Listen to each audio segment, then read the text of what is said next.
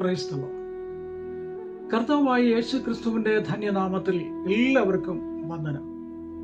Emmanuel prayer മിഷന്റെ ഉറവ് എന്ന ഈ പ്രോഗ്രാമിലേക്ക് ഏവർക്കും ഹാർദവമായ സ്വാഗതം.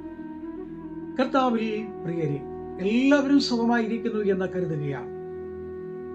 കഴിഞ്ഞ ഓരോ നാളുകളിലും ഞങ്ങൾക്ക് നൽകുന്ന എല്ലാ നല്ല പ്രോത്സാഹനങ്ങൾക്കും സപ്പോർട്ടുകൾക്കും നൽകിത്തരുന്ന എല്ലാ നല്ല കൂട്ടായ്മകൾക്കും ഒരിക്കൽ കൂടെ നന്ദി പറയുകയാണ്. കഴിഞ്ഞ ദിവസങ്ങളിൽ നമ്മൾ ചിന്തിച്ചുകൊണ്ടിരുന്നതായിരിക്കുന്ന വിഷയം ന്യായാധിപന്മാരുടെ പുസ്തകം 6-ാം അധ്യായം 12 മുതലുള്ള വാക്യങ്ങളാണ് വായിച്ചു തുടങ്ങിയത്. മുന്തിരിച്ചക്കിനടുക്കൽ ഇരുന്ന് ഗോതമ്പ് വിതച്ചതായിരിക്കുന്ന ഗിദെയോനെ നോക്കി യഹോവയുടെ ദൂതൻ പറഞ്ഞു, ഈ ബലത്തോടെ പോക, യഹോവ നിന്നോട് കൂടെയുണ്ട്. മിദ്യാരുടെ കയ്യിൽ നിന്നും ഇസ്രായേലിനെ നീ വിടുവിക്കും. ദൈവത്താൽ വിളിച്ച് വെറുതിരിക്കപ്പെട്ടതായ ആ ദൈവദാസന്റെ അല്ലെ ഒരു ദൈവ പൈതലിന്റെ ജീവിതയാത്രകളിൽ പ്രാപിക്കേണ്ടതായ, അറിഞ്ഞിരിക്കേണ്ടതായ ചില കാര്യങ്ങൾ കുറെ എപ്പിസോഡുകളായി നമ്മൾ ചിന്തിപ്പാൻ ഇടയായിത്തീർന്നു. കഴിഞ്ഞ ആഴ്ചയിൽ നമ്മൾ ചിന്തിച്ചതായിരിക്കുന്ന വിഷയം ഇങ്ങനെയായിരുന്നു: അടുത്തിരിക്കുന്നത് എനിക്കേറെ നല്ലതാണ്. നിന്റെ നാമത്തെ വർണ്ണിക്കേണ്ടതിനും നിന്റെ നാമത്തെ മഹത്വപ്പെടുത്തേണ്ടതിനും അതേറെ നല്ലതെന്ന് ഞാൻ കാണുന്നു.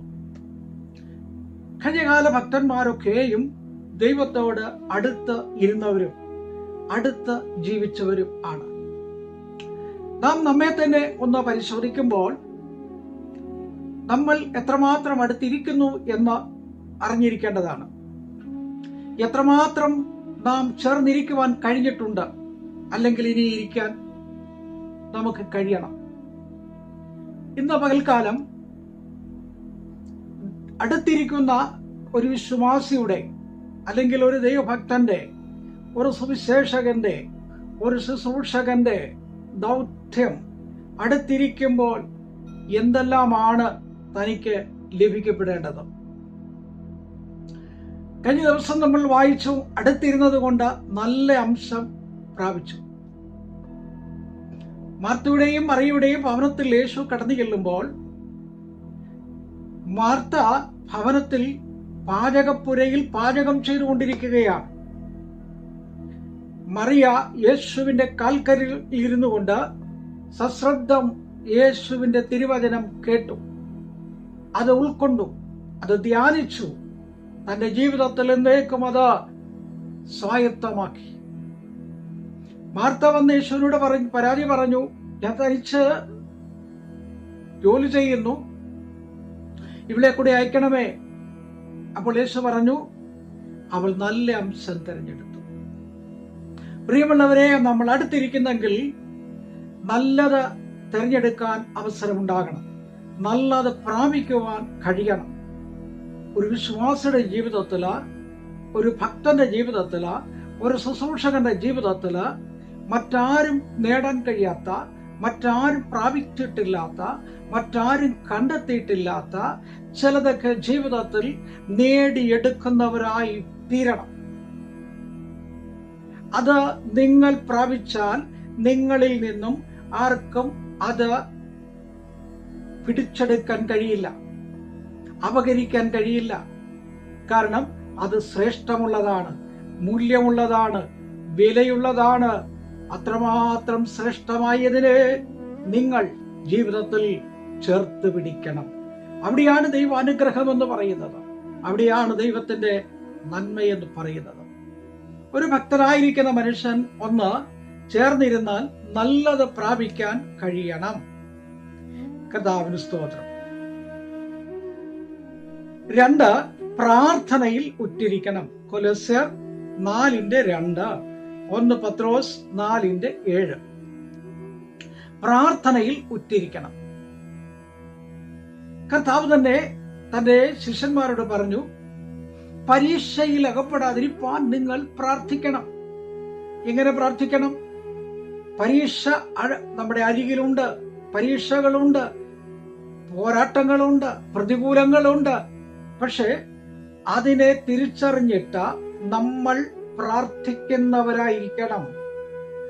ഒന്ന്, അടുത്തിരിക്കുന്നത് നന്മകൾ പ്രാപിക്കാനാണ്, വിലയുള്ളത് നേടുവാനാണ്. 2, പ്രാർത്ഥനയിൽ ഉറ്റിരിക്കണം, പ്രാർത്ഥിക്കുന്നവരായിരിക്കണം. കർത്താവിന് സ്തോത്രം. എങ്കിൽ മാത്രമേ നമുക്ക് മുൻപോട്ട് പോകാൻ കഴിയത്തുള്ളൂ. യേശു കർത്താവ് ഇങ്ങനെ പറഞ്ഞു, എന്റെ നാമത്തിൽ നിങ്ങൾ എന്ത് ചോദിച്ചാലും ഞാൻ നിങ്ങൾക്ക് തരും. 2 പേർ എന്റെ നാമത്തിൽ എന്ത് യാചിച്ചാലും തരും. അതുകൊണ്ട് കടുകുമണിയോളം വിശ്വാസമുണ്ടെങ്കിൽ ഈ മലയോട് മാറിപ്പോകാൻ പറഞ്ഞാൽ അത് മാറും. ഒരിക്കൽ യേശു കർത്താവ് തന്റെ ശിഷ്യന്മാരോട് ഈ പ്രാർത്ഥനയെ കുറിച്ച് പറഞ്ഞിട്ട്, പ്രാർത്ഥനയിൽ അടുത്തിരിക്കണമെന്ന് പറഞ്ഞിട്ട് അതിനൊരു ഉദാഹരണം പറയുകയാണ്. എന്താണ് ആ പ്രാർത്ഥനയുടെ ഉദാഹരണം? ഒരു മനുഷ്യന്റെ വീട്ടിൽ ഒരു സ്നേഹിതൻ വരികയാണ്. രാത്രിയിൽ കൊടുക്കാനൊന്നുമില്ല. എന്ത് ചെയ്യണമെന്ന് അറിയാൻ കഴിയാതെ വളരെ വ്യാകുലപ്പെട്ടു. തൊട്ടടുത്ത വീട്ടിൽ ചെന്ന് വാതിക്കൽ മുട്ടി, എന്റെ വീട്ടിൽ ഒരു സ്നേഹിതൻ വന്നിട്ടുണ്ട്, കൊടുക്കാനായിട്ടൊന്നുമില്ല, എന്നെ സഹായിക്കണമേ എന്ന് പറഞ്ഞു. അപ്പോൾ ആ പ്രിയപ്പെട്ട വീട്ടുകാരൻ പറഞ്ഞത്, അയ്യോ, കുഞ്ഞുങ്ങൾ എന്റെ അടിയിൽ കിടക്കുന്നു. അപ്പോൾ വന്ന മുട്ടിയാളിന് മനസ്സിലായി ഭക്ഷണമുണ്ട്. അവൻ മുട്ടിക്കൊണ്ടേയിരുന്നു. സഹികെട്ടപ്പോൾ, സഹിക്ക വയ്യാതെ വന്നപ്പോൾ എഴുന്നേറ്റ് വാതിൽ തുറന്ന് അവന് വേണ്ടുവോളം കൊടുത്തു. ചോദിച്ചത് കൊടുത്തു എന്നല്ല, അവന് വേണ്ടുവോളം കൊടുത്തു. മുട്ടുവീൻ തുറക്കും, യാചിപ്പീൻ കണ്ടെത്തും, അന്വേഷിക്കുന്ന ഏവനും കണ്ടെത്തും. അന്വേഷിക്കുന്ന. ഞാൻ ഈ നാളുകളിൽ പറയുന്നൊരു കാര്യമുണ്ട്. പ്രാർത്ഥനയുണ്ട്, സ്പിരിച്വലുണ്ട്, വിഷ്വലുണ്ട്. ശക്തിയുള്ള പ്രാർത്ഥനയായിരിക്കണം. ആ പ്രാർത്ഥനയ്ക്ക് ശേഷം അതിന്റെ അനുഭവം നമ്മൾ കാണുക തന്നെ ചെയ്യണം. അത് പ്രാർത്ഥന പ്രാർത്ഥനയോടെ ഇരിക്കണം. 2, സ്തോത്രത്തോടെ ഇരിക്കണം. സ്തോത്രം. ആകുലതകളില്ലാതെ, മനോവ്യസനങ്ങളില്ലാതെ സ്തോത്രത്തോടെ ഇരിക്കണം. കൊലോസ്യർ 3:17. യേശു കർത്താവ് പറഞ്ഞു, ഇടവിടാതെ പ്രാർത്ഥിപ്പീൻ, ഞാൻ എല്ലാ കാലത്തും യഹോവയെ വാഴ്ത്തും, അവന്റെ സ്തുതി എപ്പോഴും എന്റെ നാവിൽ ഇരിക്കും. അപ്പോൾ നമ്മൾ അടുത്തിരിക്കുന്നെങ്കിൽ നമ്മൾ എങ്ങനെ ഇരിക്കണം? സ്തോത്രത്തോടെ ഇരിക്കണം. നിരാശയോടെ ഇരിക്കാനല്ല, ഭാരത്തോടെ ഇരിക്കാനല്ല, സങ്കടത്തോടെ ഇരിക്കാനല്ല, വിഷമതകളോടെ ഇരിക്കാനല്ല, സ്തോത്രത്തോടെ ഇരിക്കണം. ദൈവത്തെ മഹത്വപ്പെടുത്തിയിരിക്കണം. അതാണ് ഇവിടെ പറയുന്നത്. ദൈവ മഹത്വം കൊടുത്തുകൊണ്ട് ദൈവത്തിന് മഹത്വം കരേറ്റിക്കൊണ്ടിരിക്കണം. സ്തോത്രം. യെശയ്യാ 40:35 സങ്കീർത്തനത്തിൽ ഇങ്ങനെ പറയുന്നു, യഹോവേ, ഞാൻ നിനക്കായി ഒരുക്കി കാത്തിരിക്കുന്നു, നീ ദുഷ്ടതയിൽ പ്രസാദിക്കുന്ന ദൈവമല്ല. രാവിലെ എന്റെ പ്രാർത്ഥന കേൾക്കണമേ, നിന്നോടല്ലോ ഞാൻ പ്രാർത്ഥിക്കുന്നത്. അപ്പോൾ പ്രാർത്ഥിക്കുന്ന ഒരു ദൈവത്തിന്റെ പൈതലിന് ഇവിടെ വായിക്കാൻ കഴിയുന്നത് അത് എന്താണ്? കാത്തിരിക്കണം. കർത്താവിന് സ്തോത്രം. നമുക്കറിയാം, കാത്തിരിക്കുക എന്ന് പറഞ്ഞാൽ മത്തായിയുടെ സുവിശേഷം 25:1 വായിക്കുമ്പോൾ അവിടെ 10 കന്യകമാരെ കുറിച്ച് അവിടെ പ്രതിപാദിക്കുന്നുണ്ട്. 5 പേർ മണവാളിന് വേണ്ടി കാത്തിരിക്കുകയാണ്. 5 പേർ വിളക്കിൽ എണ്ണയോടുകൂടെ എടുത്തു, കരുതിയെടുത്തു. 5 പേർ വിളക്കിനകത്തെടുത്തു. മണവാളൻ വരാൻ വൈകി, വിളക്ക് കത്തിച്ചു, ഈ എണ്ണ തീർന്നു പോയി. അപ്പോൾ മണവാളൻ വന്നു. എണ്ണയുണ്ടായിരുന്ന 5 പേർ മണവാളനുമായിട്ട് കടന്നുപോയി.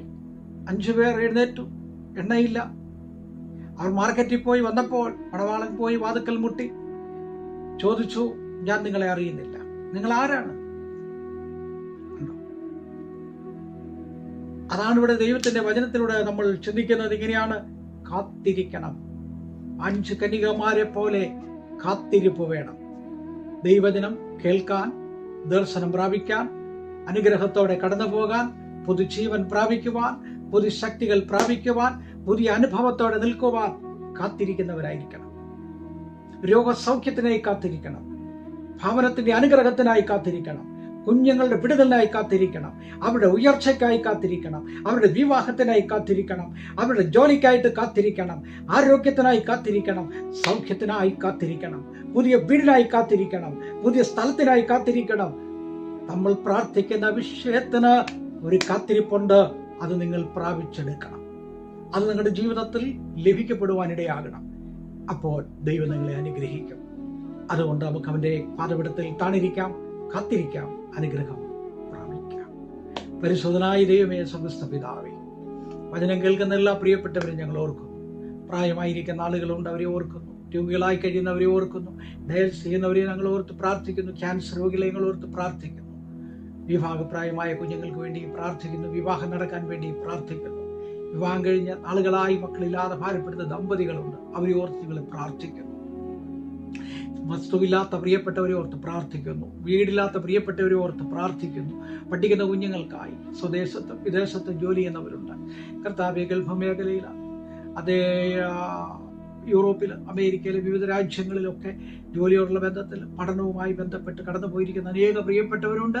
അവരെല്ലാം ഓർത്ത് ഞങ്ങൾ പ്രാർത്ഥിക്കുന്നു. ഇത്രത്തോളം ഞങ്ങളെ അനുഗ്രഹിച്ചല്ലോ, പരിപാലിച്ചല്ലോ, നടത്തിയല്ലോ. യേശുവിൻ നാമത്തിൽ തന്നെ ആമേൻ. ആമേൻ. എല്ലാ പ്രിയപ്പെട്ടവരെ ദൈവം അനുഗ്രഹിക്കുമാറാകട്ടെ.